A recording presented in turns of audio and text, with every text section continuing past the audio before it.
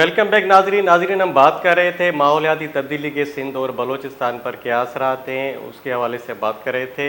अभी हमारे साथ टेलीफोन लाइन पर मौजूद हैं डॉक्टर सिद्रा अहमद, जो असिस्टेंट प्रोफेसर बहरा यूनिवर्सिटी से उनका ताल्लुक़ है। हम उनसे बात करेंगे कि ये क्लाइमेट चेंज क्या है और उसके क्या असरात हैं। अस्सलाम वालेकुम। वालेकुम अस्सलाम। जी डॉक्टर सिद्रा, ये बताएं कि ये जो क्लाइमेट चेंज के हवाले से हमने आज प्रोग्राम रखा है, उसके हवाले से बताएं कि ये क्लाइमेट चेंज क्या है और उसके सिंध और बलूचिस्तान पर क्या असरात हैं।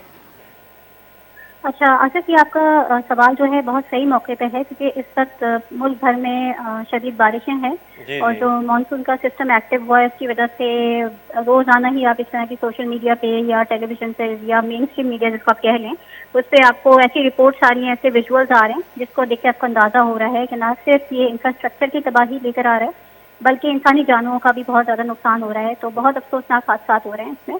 तो इस सही। वक्त बड़ी ज़रूरत है कि इससे बात की जाए कि एक्चुअली माहौलियाती तब्दीली क्या है। लेकिन तब्दीली वैसे तो कहा जाता है कि चेंज इज़ ऑलवेज गुड, लेकिन जिस तरह की चेंजेस क्लाइमेट के अंदर इस वक्त हो रही है, और ये कोई नई बात नहीं है। बड़े अफसोस की बात है कि जब पानी सर से गुजर जाता है उस वक्त हम पाकिस्तान के अंदर स्पेशली इसके ऊपर बात करना शुरू करते हैं, जबकि ये वो मसला है जो दुनिया भर के अंदर 1980 से इसके ऊपर बातें हो रही है, इसके ऊपर मूवमेंट चल रही है, उसके ऊपर इंस्टीट्यूशनल लेवल के ऊपर काम शुरू कर दिया गया। अच्छा, मैं आपको एक इंटरेस्टिंग बात बताऊं कि मैंने अपने बहुत बचपन के अंदर एक टेलीविज़न पाकिस्तान टीवी का वो देखा था, ड्रामा। और उस वक्त फर्स्ट टाइम, यानी कि आप सोचें कि ये 1990s की बात है, जब फर्स्ट टाइम मैंने किसी ड्रामे के अंदर ओजोन की जो लेयर है जिस तरीके से वो इफेक्टेड हो रही है कार्बन मोनोऑक्साइड की वजह से, उस वक्त ड्रामे के जरिए ये अवेयरनेस दी जा रही थी कि ये कितना खतरनाक एक मसला हो सकता है। और अब हम 2025 में बैठे हैं, लेकिन हमारे पास इस बात की अभी तक कोई अवेयरनेस नहीं है, ना कोई इस तरह के प्रोजेक्ट्स होते हैं जिसके जरिए लोगों को बताया जाए कि ये कितना बड़ा मसला है। और आप जिस चीज़ को खुदा की तरफ से कोई आजमाइश या खुदा की नाराजगी समझ रहे होते हैं, वो बेसिकली हमारे ही अपने कुछ ऐसे एक्शंस होते हैं जिसकी वजह से हमारा जो माहौल है, हमारे जो मौसमी साइकिल्स हैं, सही। हमारे जो पानी के रिजर्व्स हैं और जितने भी नेचुरल रिसोर्सेज हैं, ये तबाह हो रहे हैं और इनकी वजह से फिर हम तबाही का शिकार हो रहे हैं।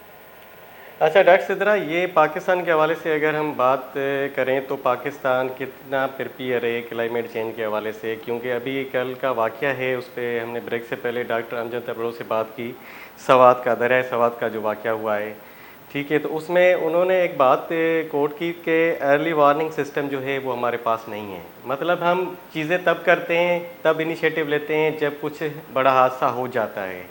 ये जो कल बड़ा हादसा हुआ वो भी क्लाइमेट चेंज से एक रिलेटेड चीज़ें थी कि लोगों को पता ही नहीं है, एजुकेट ही नहीं है लोग के क्या होने वाला है, क्या होगा आगे।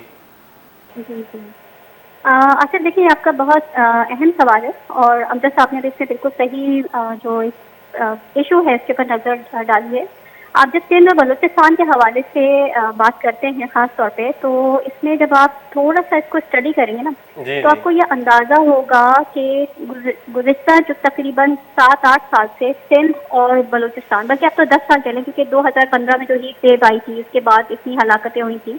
सही। तो एक जो प्रॉब्लम ये है कि जो भी क्लाइमेटिक अगर समझे कि एक चेंज आ रहा है जिसकी वजह से अर्ली या तो रेन हो रही है या फ्लड्स आ रहे हैं, इसके हवाले से जो डिजास्टर मैनेजमेंट अथॉरिटी है, ये पूरी तरह इक्विप्ड नहीं है। इनका फंड बहुत कम है, या इनको अंडर फंडेड डिपार्टमेंट कहा जाता है, जिनकी जिम्मेदारी इतनी बड़ी है लेकिन इनके पास या तो फंड्स नहीं है या जो है वो करप्शन या पॉलिटिकल इन्फ्लुएंस का शिकार है। दूसरी चीज़ ये है कि इनकी कैपेसिटी बहुत महदूद है। ये दूसरे जो रेलिवेंट डिपार्टमेंट्स हैं इनके साथ कोलैबोरेट करने पे मजबूर हैं, और रेलिवेंट डिपार्टमेंट्स अगर इनके साथ फुल कैपेसिटी से कोऑपरेट नहीं करते, जैसे मौसमियात है, जैसे एडमिनिस्ट्रेशन है, तो फिर ये अपनी कैपेसिटी बहुत ही नॉमिनल के ऊपर काम कर रहे होते हैं, जो कि जाहिर है, आपको पता है कि इतने बड़े सूबे हैं सिंध और बलूचिस्तान रस्ते के हिसाब से भी।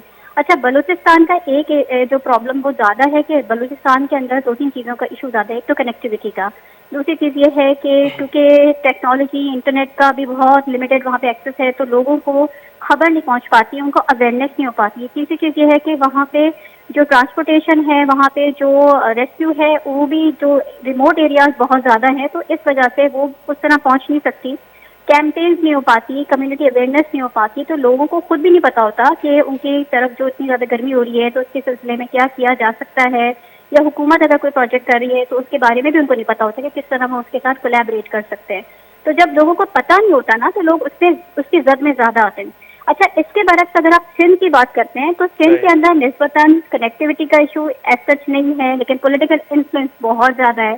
तो जिसकी वजह से जिन एरियाज पे ज़्यादा काम करने की ज़रूरत है वहाँ पे बहुत ही, जैसे कहते हैं, बराए नाम काम किया जा रहा है, तवज्जो बहुत कम है। कल मैं जो हमारे क्लाइमेट एक्सपर्ट हैं, एक्टिविस्ट भी हैं, सईद लोहार साहब, उनका मैं एक वीलॉग देख रही थी, तो मुझे उसमें उन्होंने मुझे एक चीज़ बड़ी अलार्मिंग लगी। उन्होंने कहा कि 3 से 4 साल के अंदर ये आप देखेंगे कि कुछ एरियाज के नाम लिए जिसमें डीएचए है, जिसमें क्लिफ्टन है, जिसमें कोरंगी है, कि यहाँ पे लोगों के घरों के छतों तक पानी होगा जब बारिशों का सीजन होगा।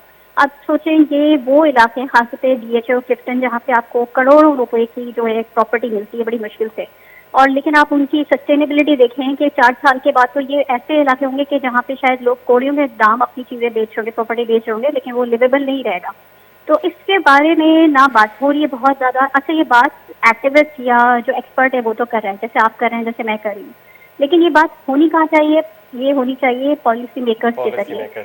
बिल्कुल, इसके ऊपर हंगामी बुनियादों के ऊपर पॉलिसी तरतीब देनी चाहिए, और वो सिर्फ वो पॉलिसी नहीं हो जो ड्राइंग रूम्स में बैठ के या महंगी महंगी कॉन्फ्रेंसेस सेमिनार्स में हो रही हो, बल्कि इसके साथ जो प्लान ऑफ एक्शन है वो अटैच्ड हो, और उसको हंगामी बुनियाद के, जैसे हम कहते हैं कि इमरजेंसी लगनी चाहिए जिन चीज़ों के ऊपर, तालीम की इमरजेंसी होनी चाहिए, सेहत में होनी चाहिए, उसी तरह बिल्कुल उसी लेवल के ऊपर क्लाइमेट के ऊपर जो है हमें उसी सीरियसनेस के साथ एक पूरी एक्टिविटी करनी चाहिए लॉन्च, खासतौर पर सिंध और बलूचिस्तान में।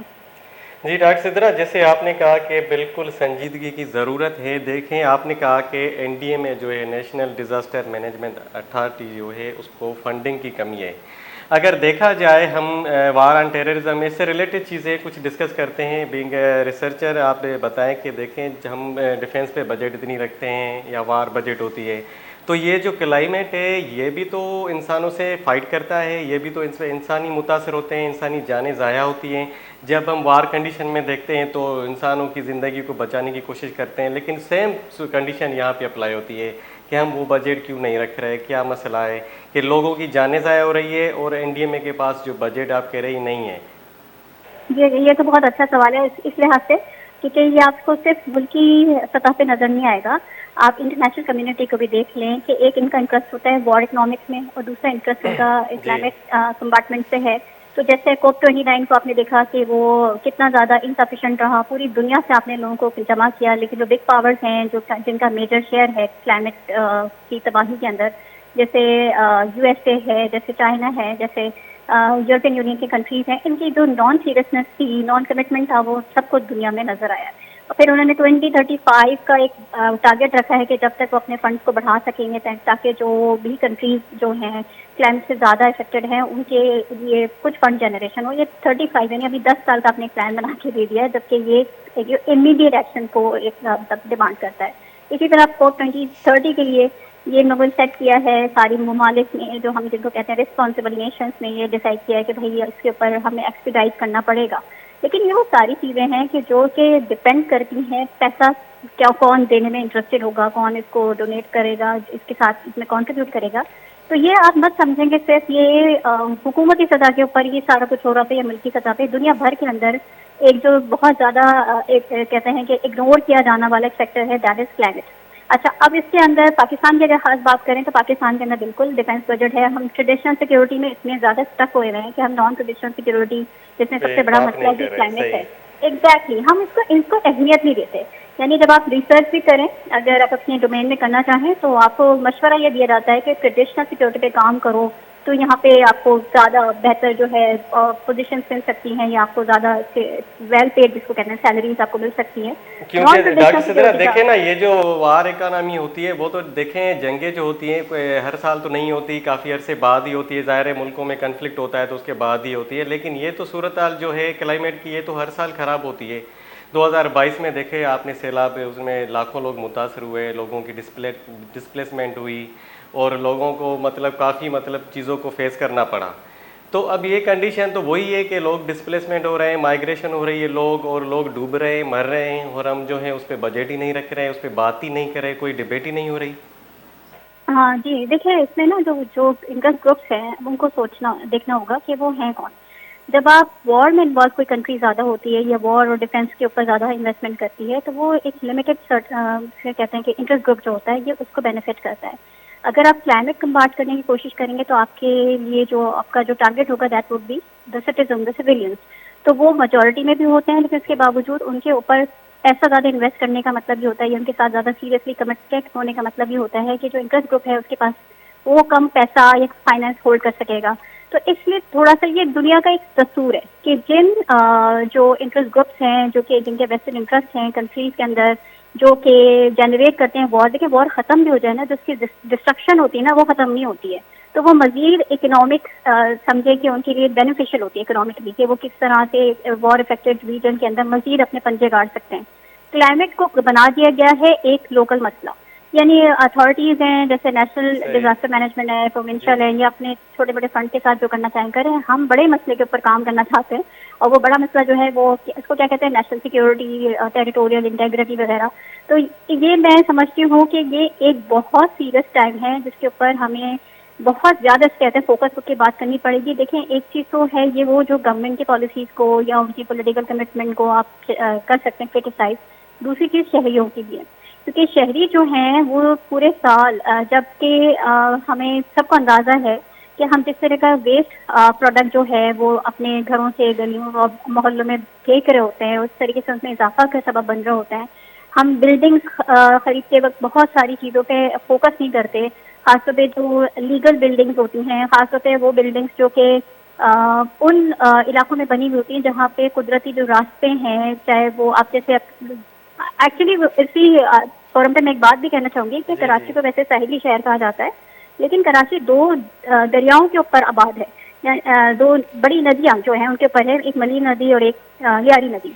लेकिन अब आप हाल देखें उन दोनों नदियों का, जो है शहर की आबो हवा को खूबसूरत रखती थी, सेहतमंद रखती थी, वहाँ पे कितनी उनके side by side illegal construction है या बेतहाशा वेस्ट है। तो वो जो वेस्टेज है, वो जो गंदगी है, वो जो पानी का बहाव रोकने के लिए पानी, साफ पानी को गटर के पानी में तब्दील कर दिया गया है, तो ये सिर्फ हुकूमत की लापरवाही नहीं है बल्कि शहरियों की भी लापरवाही है, कि जिसके ऊपर ना तो हम बात करते हैं, ना ही इस पे वैसा शोर मचाते हैं कि जो हम पेट्रोल प्राइस के बढ़ने पे शायद कभी मचाते हैं। अच्छा डॉक्टर सिद्रा, अभी आपसे एक आखिरी सवाल है हमारा कि अभी कुछ दिन पहले की एक रिपोर्ट है कि अक़वाम मुत्तहिदा के जो माहौलियाती सरबराह है साइमन स्टील, उन्होंने कहा है कि ये जो अभी COP 30 होगा, पहले COP 29 हुआ था अज़रबैजान में, अभी जो होगा वो तकरीबन नवंबर में होगा, और उनका कहना है कि दुनिया को मज़ीद कुछ करना है, 2030 से पहले क्लाइमेट चेंज के हवाले से बहुत कुछ करना है। ये एक दुनिया का आइडिया है, ख्याल है, और उस पर इम्प्लीमेंट होने जा रहा है। और बजट भी 1 साल पहले की बात है, तो COP 29 में बजट भी मुकर्रर की गई थी, रखी गई थी। उसके हवाले से हम बात करेंगे कि बलूचिस्तान पर जो मौसमियाती तब्दीली के असरात हैं, एक अहम मसला है, एक पेचीदा मसला है। तो हुकूमत को क्या करना चाहिए बलूचिस्तान और सिंध के हवाले से? देखिए, दोनों हुकूमतों को, प्रोविंशियल गवर्नमेंट की मैं बात करना चाहूँगी कि ये मसला वो है कि जो प्रोविंशियल सतह पे ज़्यादा डील होना चाहिए। तो इसमें 2-3 देखिए, दुनिया तो वार्निंग दे रही है हमें कि हमें बहुत कुछ करना है, लेकिन हम तो सुन रहे हैं वार्निंग और बजट का इंतज़ार कर रहे हैं। जैसे $300 अरब जो है 2024 में रखा गया था अज़रबैजान में, जो COP 29 हुआ था। लेकिन हम जो हमारे पास जो बजट है, हम एक रीजनल कोऑपरेशन के हवाले से देखें तो हम क्या कर सकते हैं? देखिए, अगर आप इसके साथ संजीदा हैं, इस मसले को हल करने के लिए संजीदा हैं एज गवर्नमेंट, तो अगर आप फंड्स की जो कहते हैं ना किल्लत की वजह से आप शायद इसमें अपने आप को एम्पावर्ड नहीं फील करते, हो सकता है ये जेन्युइन मसला हो, तो इसके लिए दुनिया भर के अंदर एक फॉर्मूला होता है जिसको कहते हैं कि पब्लिक प्राइवेट पार्टनरशिप, जिसमें आप ऐसी ऑर्गेनाइजेशंस को, इंस्टीट्यूशंस को या बिजनेस ग्रुप्स को शामिल करें, जिसके अंदर जब वो शामिल होंगे तो उनको आप मुख्तलिफ रीजन जो है उसमें आप टास्क बेस्ड उनको असाइन करें, और उसके बाद जो है यानी वो जिम्मेदारी आपके साथ साथ प्राइवेट सेक्टर में शेयर करो। जब आप हाफ कैपेसिटी में होते हैं तो अल्टीमेटली आपको एक पार्टनरशिप की ज़रूरत होती है ना। तो पाकिस्तान के अंदर इस तरह की हम एक्सटर्नल फंड की तो बहुत ज़्यादा डिमांड करते हैं, इंतज़ार करते हैं कि दुनिया हमें क्या पैसा दे रही है। हमारे पास ऐसे बहुत सारे ग्रुप्स हैं, बहुत सारे बिजनेसेस ऐसे हैं जो कि इसमें कोलैबोरेट करना चाहते हैं, या मल्टीनेशनल कॉर्पोरेशंस काम करती हैं पाकिस्तान में।